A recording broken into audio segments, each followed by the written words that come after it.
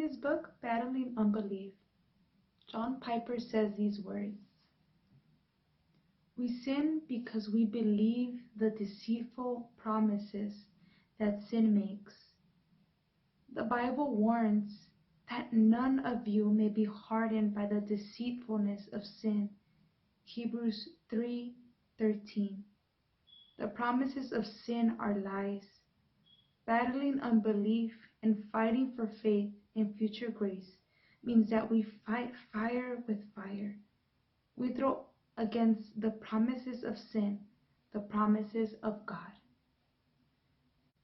The Lord tells us in His Word that every Christian is in a battle against the unseen world, the darkness. But the Word of God also tells us in 2 Corinthians chapter 10, verse 4, "For the weapons of our warfare are not of the flesh, but divinely powerful for the destruction of fortresses."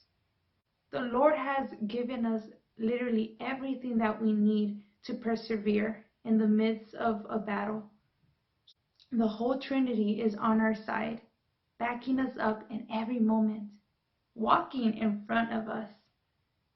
We also have His Word that directs us, that encourages us, that helps us in the midst of discouragement and trials. Every spiritual battle always starts in the mind. Satan knows even our weaknesses. Sin lies to us, telling us and promising us that if we were to serve it, we will have great pleasure. If we were to serve it, we would have what we need. If we sin, it's because we choose to believe the lies of sin rather than the promises of God.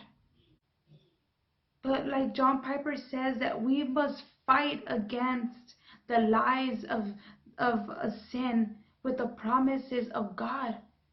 Because again, all these promises that sin makes are just lies. When we fall into it, we're not satisfied. We're even more discouraged and empty. But when we decide to trust in the promises of God, we're fulfilled with Him. We are living in joy. And no matter what situation we are in, we can still be satisfied. For us to be able to stand with God, obeying Him in everything, we must know His Word. We must know the gospel. We must stand on the gospel. And to be specific, to fight against the sins of our lives that we know, we must hold on to specific promises that the Lord gives us. For example, anxiety, we all go through that. We have the promise that we can find in Isaiah chapter 41, verse 10, that says, "I am your God. I will strengthen you. I will help you. I will uphold you with my righteous right hand." So what do we see here? We see that God Himself is saying, "I am your God. I will personally strengthen you. I will personally help you. I will personally uphold you." He's not saying I will send an angel to do it. He says that He commits Himself to come and help us with His righteous right hand. So we can be encouraged. We can be encouraged that if we're feeling anxiety, if we're scared about what's going to happen tomorrow, we can take heart and believe in the promises of God, that if He says He is for us, then that means He is for us, and that He will never leave us. So we don't have to give into the lies of sin. We don't have to fall, or we don't have to remain in anxiety, because anxiety will come, at least maybe once or 5 times a day. But we don't have to remain there.